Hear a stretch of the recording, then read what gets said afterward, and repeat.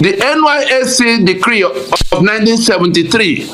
For those who have been proudly wearing their uniform of NYSC, you don't question anything. We had a problem that took us to war. War ended.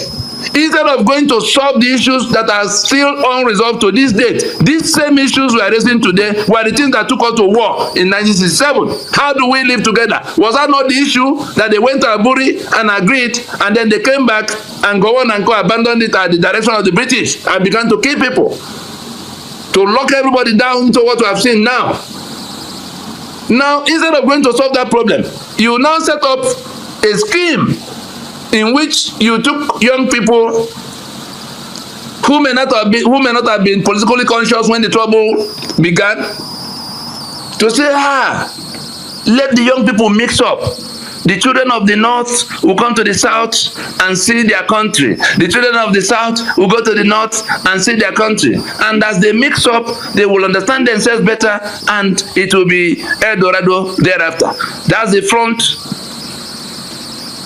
That's the front screen.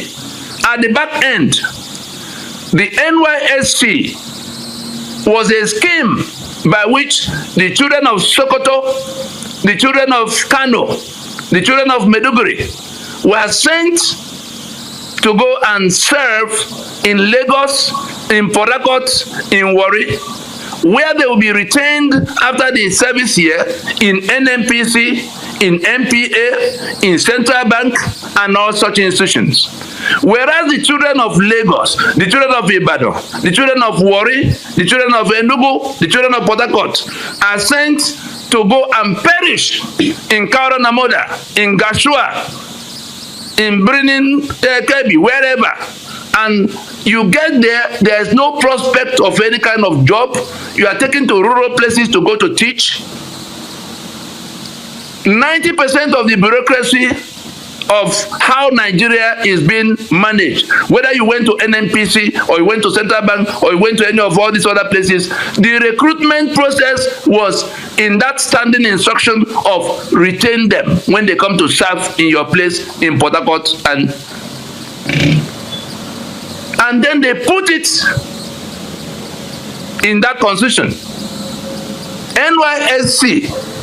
NYSC is in a part of the constitution that requires 4/5 majority. That is Land Use Act, NYSC Act. What was Land Use the decree? They called it Act when they imposed the constitution later. What was the NYSC? What was the Land Use decree? The land ownership system in the north was one in which the emir owned everything, and gave only those he chose. If he didn't give you, he didn't get. In the south, it was different. Land belonged to individuals and on some occasion communities. And so, if you worked hard, you got the quantity. Your family could inherit so much. You could buy so much, but all amongst right to private property.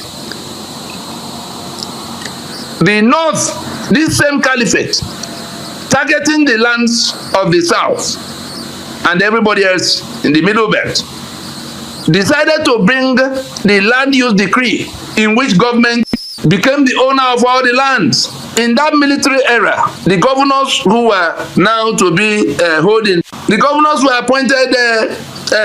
Governor of your state could come from Kebbi, the governor of Imo could come from Zamfara, and all of that. So these generals, these genocide generals you see that are still hanging around like demons today, they took the choicest lands all across the length and breadth of Nigeria under that land use decree, which they then smuggled into that constitution by the instrumentality of Obasanjo, that introduced 17 amendments after the Constituent Assembly had submitted its clean copy. 17 amendments.